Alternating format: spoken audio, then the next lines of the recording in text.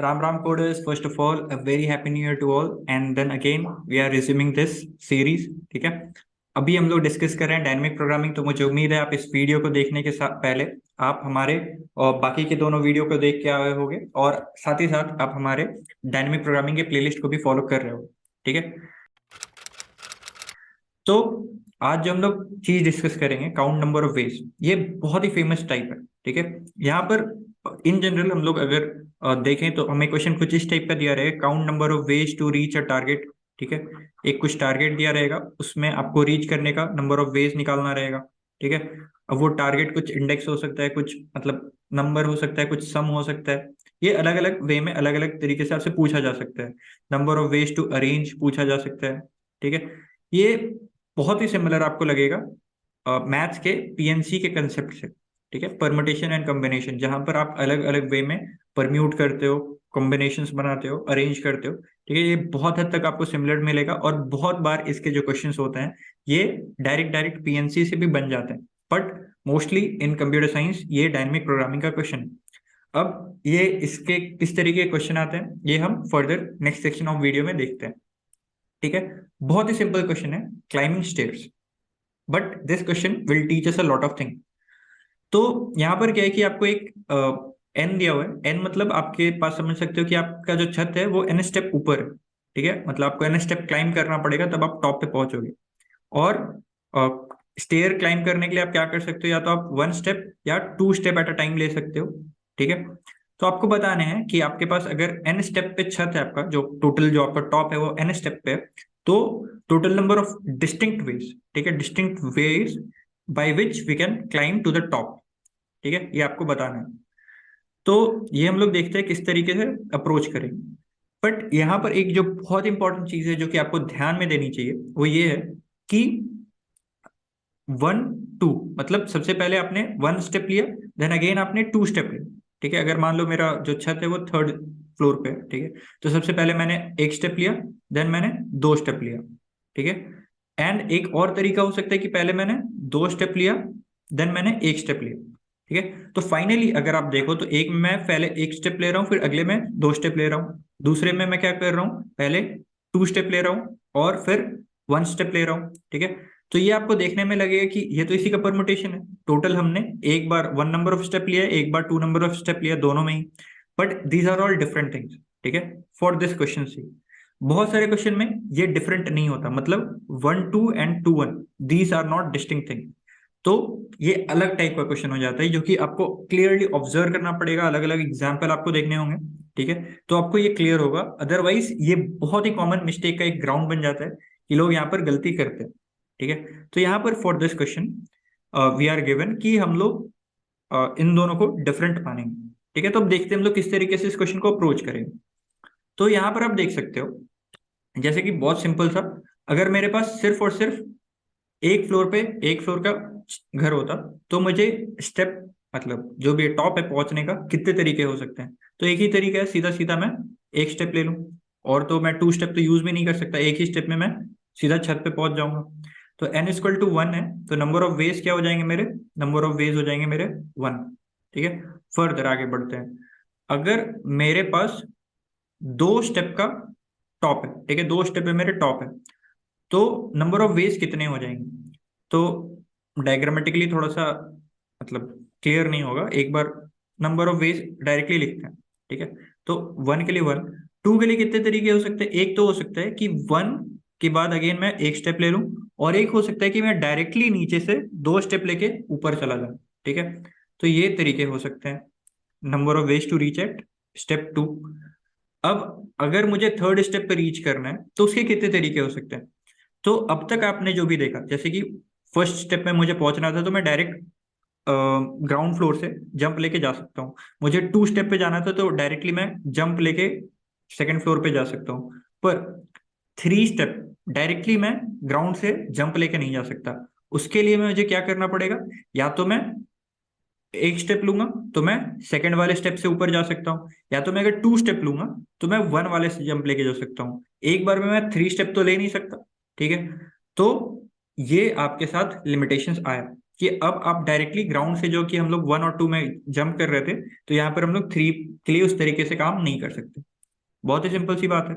तो अब इसके लिए हम लोग किस तरीके से अप्रोच करें? तो अगर मैं यहाँ से देखूं, यहाँ पर मैं 2 के बाद यहाँ से मेरे को कितना स्टेप ले सकता हूँ मैं? तो यहाँ पर से मैं एक स्टेप ले सकता हूँ, ठीक है। 1 1 के बाद एक और 1 हो जाएगा, ठीक है। 1 1 लेते आ रहा हूँ, अगेन मैंने 1 ले लिया। एक और तरीका क्या हो सकता है, मैंने पहले 2 स्टेप लिया हुआ है, अब देन अगेन मैं 1 स्टेप ले रहा हूँ, तो एक ये तरीका हो गया। अब 1 के बाद मैं क्या कर सकता हूँ, डायरेक्टली 2 स्टेप ले सकता हूँ, तो ये एक तरीका क्या हो गया, 1 के बाद डायरेक्टली 2 स्टेप। तो 1 पे पहुंचने के लिए 2 तरीके थे, एक तो 1 1 और एक 2, ठीक है। ये 2 अलग तरीके हुए। अब इसके बाद मैं एक जंप ले रहा हूँ, तो ये 1 2, 2 अलग तरीके हो गए। और फिर अगेन मैं क्या कर रहा हूँ, 1 से लेकर के मैं 2 जंप ले रहा हूँ, ठीक है। तो एक अलग तरीका हो गया। तो आपने यहाँ पर देखा कि किस तरीके से 2 1 और 1 2 को हमने डिस्टिंक्टली काउंट भी कर लिया, और number of ways to reach at 3 भी हमारा एक बार में निकल के आ गया। अब आप देखो, अगर 3 पे आप रीच करना चाहते हो तो क्या क्या वेज हो सकते हैं? बिल्कुल, आप सीधा 1 1 1 इस तरीके से करके जा सकते हो, या फिर आप एक बार में 1 जंप लो, अगले बार में 2 जंप लो, या फिर आप एक बार में 2 लो, अगले बार में 1 जंप लो। इससे अलावा तो और आपके पास कोई वे नहीं हो सकता है। फिर अगेन फर्दर आगे बढ़ते हैं, ठीक है। अगर आपके पास 4 स्टेप का घर है, ठीक है, तो आप क्या कर सकते हो? आप या तो थर्ड स्टेप पर से एक जंप लेके आगे आ सकते हो, या फिर आप सेकंड वाले स्टेप से 2 का जंप लेके 4 पे आ सकते हो, ठीक है। तो यही 2 तरीके हो सकते हैं। अब 3 पे पहुंचने के कितने डिस्टिंक्ट वेज थे? तो ये 3 डिस्टिंक्ट वे थे, ठीक है। ये 3 डिस्टिंक्ट वे थे। अब इसके बाद मैं क्या बोल रहा हूँ कि मैं एक जंप लेके इधर आ जाऊंगा। और 2 पे पहुंचने के कितने डिस्टिंक्ट वेज थे? इतने, ठीक है। अब इसके बाद मैं क्या बोल रहा हूँ कि 2 जंप लेके मैं इधर आ जाऊंगा। और इसके बाद और कोई भी रास्ता नहीं है टू रीच एट 4, ठीक है। अगर बेसिक हम लोग मैथ से देखें तो हम लोग 4 पे पहुंचने का क्या क्या तरीका लगा सकते हैं? तो सिंपल हो सकता है 1 1 1 1, ठीक है। और फिर क्या हो सकता है, 1 1 2, देन 1 2 1, देन 2 1 1, देन 2 2, ठीक है। ये कितने वेज हुए? 1 2 3 4 5, ठीक है। 5 नंबर ऑफ वेज हुए। अब यहाँ पर हमारे कितने नंबर ऑफ वेज आ रहे हैं? 1 2 3 4 5, ठीक है। तो 5 नंबर ऑफ वेज हमारे टोटल निकल के आ गए। तो यहाँ पर से आपको 2 चीज मैं यहाँ पर से हाईलाइट करना चाह रहा हूँ। यहाँ पर कितने केस के लिए, कितने स्टेयर्स के लिए मुझे बेस केस बनाना पड़ेगा? वेल, यहाँ पर से अगर आप ध्यान से देखो तो मुझे 2 स्टेप के लिए बेस केस में ऐड करना पड़ेगा, ठीक है। अगर मान लो मुझे 3 स्टेप मैं ले सकता था, तो मुझे 3 स्टेप के लिए लेना पड़ता, ठीक है। क्योंकि मैं 3 स्टेप पे, ठीक है, डायरेक्टली ग्राउंड फ्लोर से जा सकता हूँ। और उसके बाद के लिए मैं क्या करूंगा, मैं प्रीवियसली जो कैलकुलेटेड आंसर्स हैं उनके, उससे कुछ मैं रिकरेंस रिलेशन बनाने की कोशिश करूंगा, ठीक है। सो दिस थिंग शुड मतलब बिकम वेरी मच क्लियर, कि लोग इसमें बहुत बार कंफ्यूज होते हैं कि मुझे कब तक, कितनी देर तक मुझे बेस केस कहाँ से बनाना चाहिए, मतलब कितने को मुझे खुद से डिफाइन करना पड़ेगा, और उसके बाद कब से मैं इसका इस्तेमाल करके मैं फर्दर आंसर निकाल पाऊंगा, ठीक है। तो ये आप तब तक करो, मतलब इस केस में तो आपको क्लियर हुआ ही होगा, अलग अलग क्वेश्चन में आपको क्लियरली आपको विजिबल होगा, ठीक है।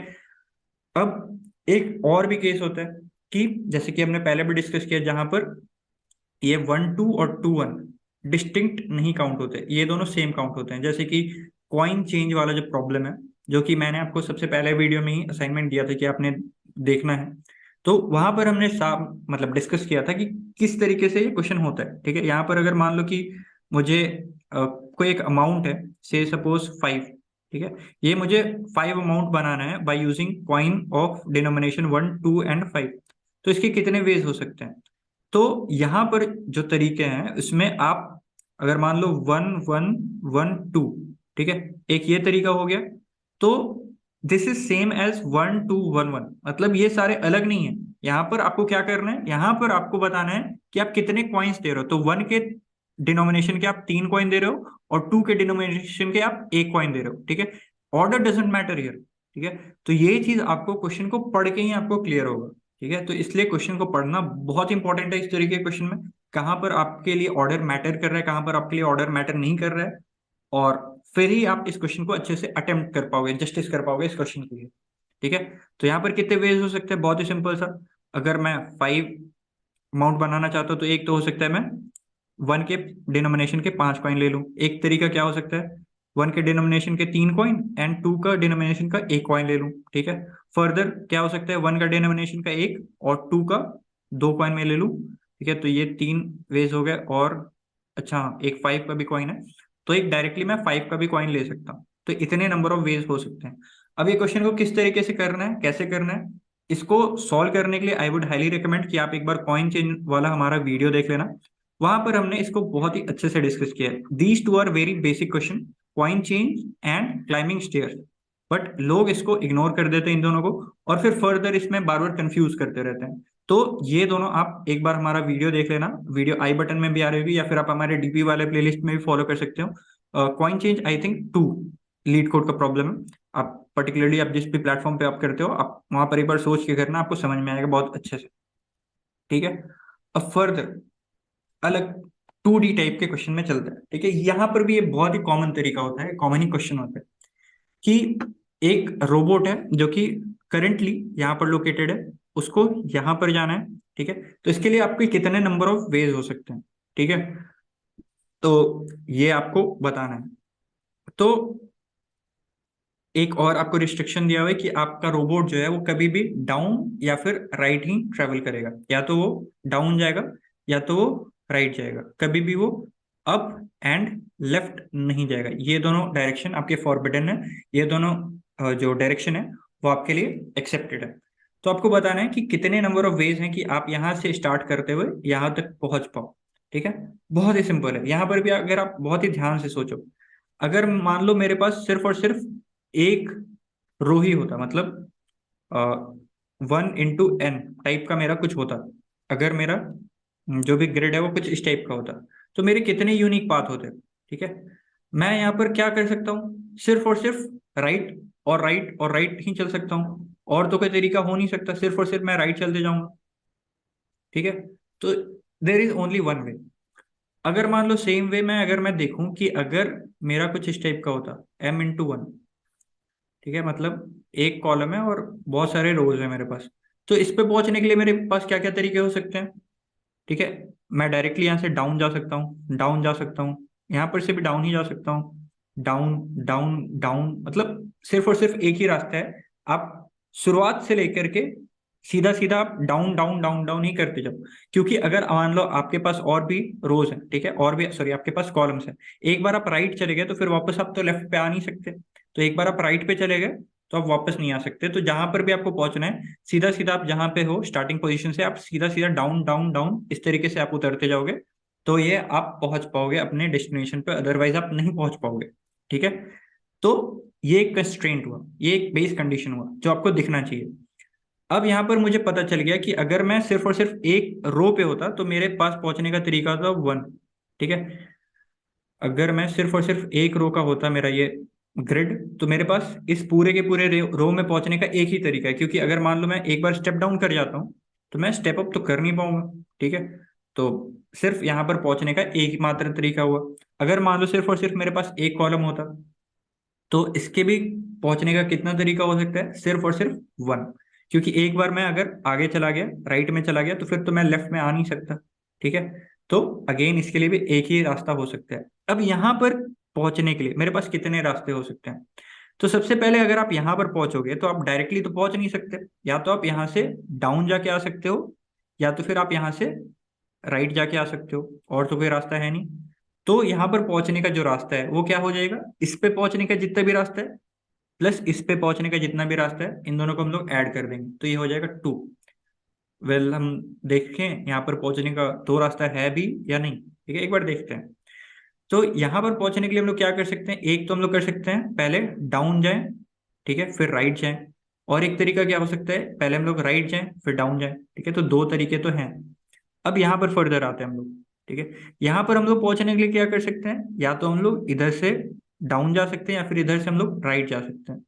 तो टोटल हमारे पास कितने वेज होंगे, जितने वेज से हम इधर पहुंच सकते हैं प्लस जितने वेज से हम इधर पहुंच सकते हैं, इन दोनों को अगर हम लोग सम कर देंगे then will get our answer. तो ये हो जाएगा 3।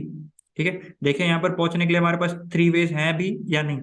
तो यहाँ पर पहुंचने के लिए हम लोग क्या कर सकते हैं, एक तो हम लोग कर सकते हैं डाउन डाउन, ठीक है, यहाँ पर से डाउन डाउन, देन सॉरी एक ही बार में लिखना चाहिए, यहाँ पर से हो गया sorry down down then right. एक हो सकता है कि पहले down then right then down then हो सकता है right, then down and down. ठीक है, तो यही 3 तरीके हो सकते हैं जो कि यहाँ पर अपना आंसर निकल के आए। फिर फर्दर जैसे जैसे आप आगे बढ़ते जाओगे ये आपको क्लियर क्लियर होते जाएगा कि या जो नंबर ऑफ वेज है वो बिल्कुल इसी तरीके से आ रहे हैं।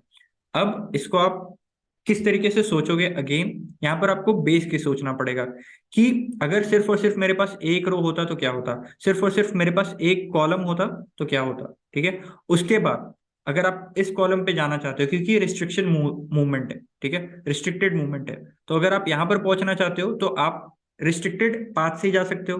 तो इस पे पहुंचने का तरीका जो भी है, ठीक है, इस सेल पे आप किस किस पाथ से पहुंच सकते हो, किस किस वे से पहुंच सकते हो, वो आपको ध्यान लगाना है। और उन पे पहुंचने का जो भी तरीका है उसको आपको टोटल सम अप करके यहाँ पर ऐड कर देना है, that will be your answer. ठीक है, तो ये बहुत ही सिंपल टाइप ऑफ क्वेश्चन होता है, बट अगेन यहाँ पर कंफ्यूजन आता है, तो इसको अच्छे से देखना। और होने वाला क्वेश्चन होता है, बहुत टफ नहीं होता है। बहुत टाइम से लोग बोल भी रहे थे कि थोड़ा टफ हो जा रहा है, तो इसलिए हमने थोड़ा आज का क्वेश्चन, आज का चैलेंज थोड़ा इजी किया है। ठीक है, और इजी है भी।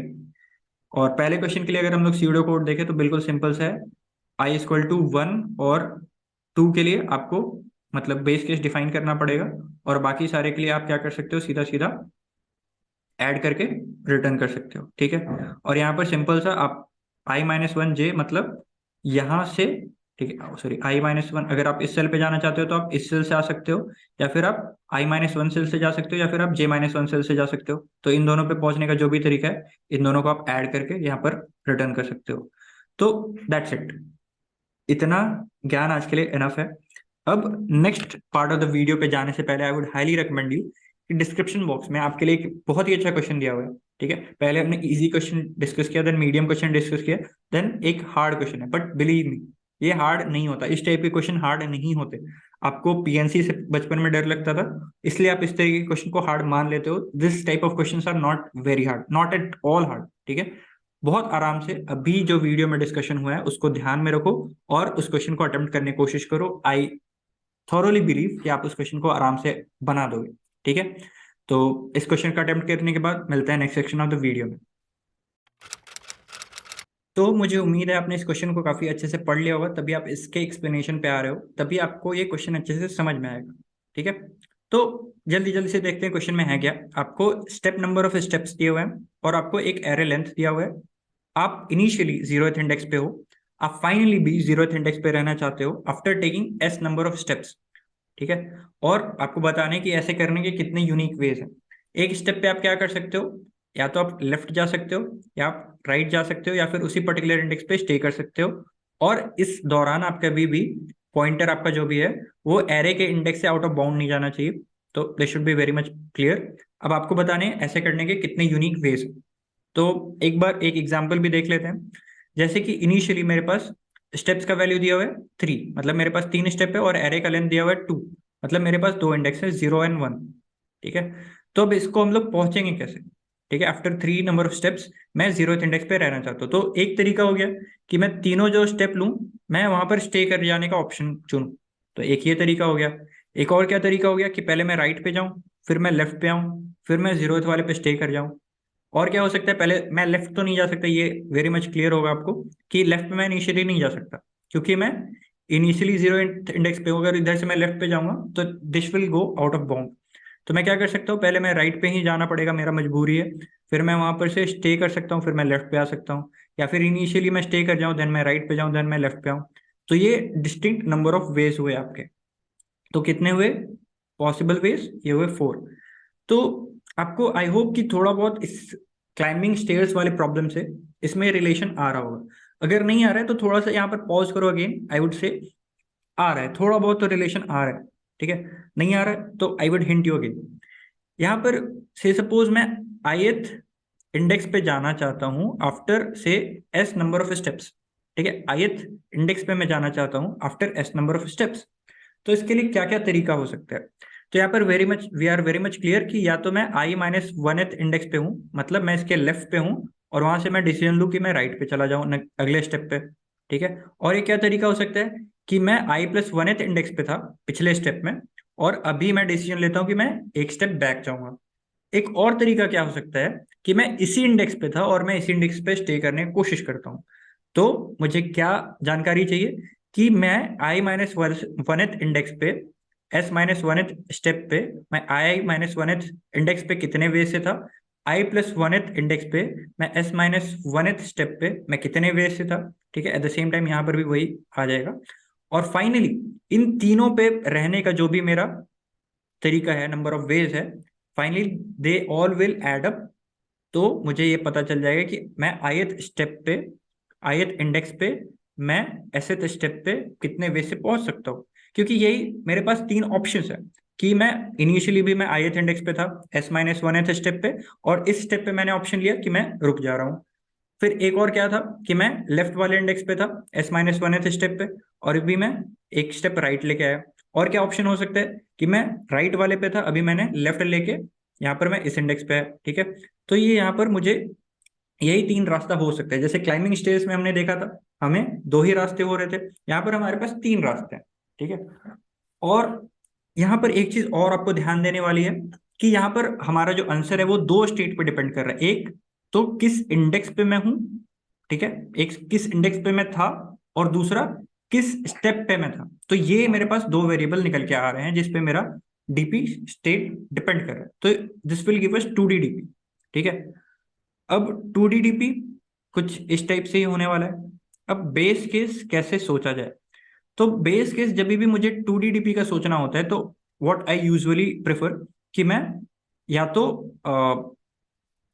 डायगोनल सॉरी या तो मैं रो के अलोंग सोचता हूँ, बेस मतलब जो स्टार्टिंग रो है, इनिशियल रो है, उसके अलोंग सोचता हूँ, या फिर इनिशियल कॉलम है उसके अलोंग सोचता हूँ, या फिर मैं जो बेस डायगोनल है उसके अलोंग सोचने की कोशिश करता हूँ। तो यहाँ पर देखते हैं किसी भी वे में सोच के कि क्या हमें कुछ कंक्लूजन मिल पा रहा है। तो सबसे पहले मैं मैट्रिक्स किस तरीके से बनाता हूँ, तो मैं एस क्रॉस एल का मैट्रिक्स ले लेता हूँ। ठीक है, एस क्रॉस एल मतलब S number of steps and L मतलब length of the array, S cross L का मैं मैट्रिक्स ले लेता हूँ। तो मैं एक पर्टिकुलर इंडेक्स आई जे पे हूँ तो मैं क्या बता रहा हूँ कि after taking I number of steps मेरे जेथ इंडेक्स पे रहने के क्या क्या चांसेस हैं, क्या क्या कितने नंबर ऑफ डिस्टिंक्ट वेज हैं। ठीक है, तो अगर मैं मान लो 0 0 पे हूँ, ठीक है, 0 और 0 मतलब मैं 0th इंडेक्स पे हूँ और अभी मेरे पास लेने को स्टेप नहीं है, तो कितने वेज है कि मैं 0th इंडेक्स पे हूँ? एक वे तो है ही कि आप कुछ भी ना करो। ठीक है, आप उसी पे हो, वहीं पर रह जाओ, तो एक वे है। अगर आप फर्स्ट इंडेक्स पे हो और आपको 0 पे जाना है but you don't have any step left with you, तो कितने वेज हो गए? 0। आप सेकंड इंडेक्स पे हो, आपके पास पीछे जाने के लिए एक भी स्टेप नहीं बच रहा है, तो 0 अगेन, यहाँ पर भी 0 0। तो यहाँ पर आपको दिख रहा है कि जो बेस रो है वहां पर तो और भी किसी चीज पर डिपेंडेंसी नहीं आ रहा है। अब हम लोग देखते हैं बेस कॉलम में भी क्या हम लोग इस तरीके से बेस केस ले सकते हैं? हम लोग नहीं ले सकते। ठीक है, क्योंकि यहाँ पर अगर हम लोग ध्यान से देखें तो इस मतलब इस कॉलम का क्या मतलब हुआ? आई मतलब 1, आई का मतलब है 1, और जे का मतलब है 0। मतलब आफ्टर वन स्टेप मैं 0th इंडेक्स पे हूं। तो इसको पहुंचने का जो आंसर है वो दूसरे पे डिपेंड कर रहा है क्या? बिल्कुल कर रहा है कि मैं पिछले स्टेप पे पिछले स्टेप पे मैं 1th इंडेक्स पे कितने वे से था। ठीक है, प्लस मैं पिछले बार में मैं अपने मतलब इसी इंडेक्स पे मतलब 0th इंडेक्स पे कितने वे से था, प्लस अभी यहाँ पर तो फर्दर लेफ्ट पे है नहीं, पर ये यहाँ पर फर्दर डिपेंड करेगा। अभी यहाँ पर तो ये 0 है तो आपको समझ में नहीं आ रहा है, बट अगर मैं इस इंडेक्स पे चला जाऊं तो यहाँ पर ये आंसर, ये यहाँ पर जो वैल्यू है वो 0 नहीं होगा। तो यहाँ पर जो भी वैल्यूज आ रही हैं वो पिछले रो के अलग अलग कॉलम पे डिपेंड कर रही हैं। तो we can't make it as base case. तो I hope this is very much clear कि हम लोग बेस केस के लिए क्या कर लेंगे कि जो मेरा इनिशियल रो है उसको मैं 1 और पूरे को 0 0 कर दूंगा, और फाइनली मैं एज इट इज ट्रेवर्स करना चालू करूंगा। अब इसी को मैं एक बार आपको ड्राई रन करके दिखाता हूँ 2D डीपी में किस तरीके से होने वाला है। तो ये मान लेते मेरे स्टेप्स है। ठीक है, ये मान लेते मेरा स्टेप्स है और ये लेंथ ऑफ द एरे है। ठीक है, तो स्टेप्स इनिशियली 0 1 2 3, ठीक है, 3 तक ही जाते हैं, उसके आगे फिर लंबा हो जाएगा।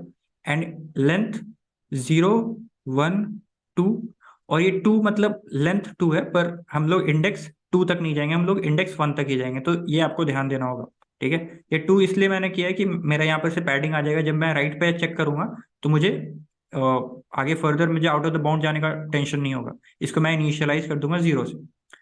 तो यहाँ पर क्या हमने बात किया था कि अगर मैं 0th इंडेक्स पे हूँ, अभी मेरे पास लेने का कोई स्टेप नहीं है, तो इसके लिए क्या पॉसिबल आंसर है? 1। इसके लिए क्या पॉसिबल आंसर है? 0। ठीक है, और इसको मैंने इनिशियली, इस कॉलम को पूरा का पूरा मैं 0 से ही इनिशियलाइज कर चुका हूँ। ठीक है, इनिशियली। अब फर्दर मैं आता हूँ इस इंडेक्स पे, इस सेल पे। इस सेल का मतलब क्या हुआ कि मेरे पास लेने को एक स्टेप है और मैं भी 0th इंडेक्स पे हूँ। ठीक है, तो मेरे पास कितने ऑप्शन है 0th इंडेक्स पे आने के लिए? मेरे पास लेने के लिए अभी एक स्टेप है। तो क्या क्या ऑप्शन हो सकता है? मैं लास्ट वाले स्टेप पे इसी इंडेक्स पे था, मैं लास्ट वाले स्टेप पे इसके आगे वाले इंडेक्स पे था, उन दोनों को मैं सम कर देता हूँ, तो this will sum up to क्या? 1 ही होगा। ठीक है, अब इस क्वेश्चन पे आते हैं। ठीक है, इस सेल पे आते हैं। इस सेल का मतलब क्या हुआ कि मुझे 1 स्टेप के बाद मुझे 1th इंडेक्स पे रहना है। ठीक है, फर्स्ट इंडेक्स पे रहना है। तो इसके कितने नंबर ऑफ वेज हो सकते हैं? तो इसके नंबर ऑफ वेज मुझे चेक करना होगा कि मैं लास्ट स्टेप पे, मैं 0th इंडेक्स पे मैं कितने वेज से था, मैं लास्ट स्टेप पे फर्स्ट इंडेक्स पे कितने वेज पे था। ठीक है, मैं लास्ट जितने भी नंबर ऑफ स्टेप्स मैंने लिए थे, मतलब लास्ट में तो यहाँ पर 0 थे, तो वहां पर मैं राइट, मतलब 1 के राइट, मतलब सेकंड इंडेक्स पे कितने वेज से था, तो दैट इज अगेन 0। तो यहाँ पर अगेन, यहाँ पर आपका आंसर आ जाएगा 1। इन दोनों का सम अप करके 1 आ जाएगा। अब यहाँ पर आते हैं। यहाँ पर लेने के लिए मेरे पास दो स्टेप्स हैं और मैं अभी 0th इंडेक्स पे हूँ। ठीक है, दो स्टेप के बाद मुझे 0th इंडेक्स पे आना है, तो इसके कितने वेज हो सकते हैं? एक कि मैं पिछले स्टेप पे भी इसी इंडेक्स पे था, अभी मैं स्टे करने का कोशिश करता हूँ। ठीक है, तो यहाँ पर से +1 हो जाएगा।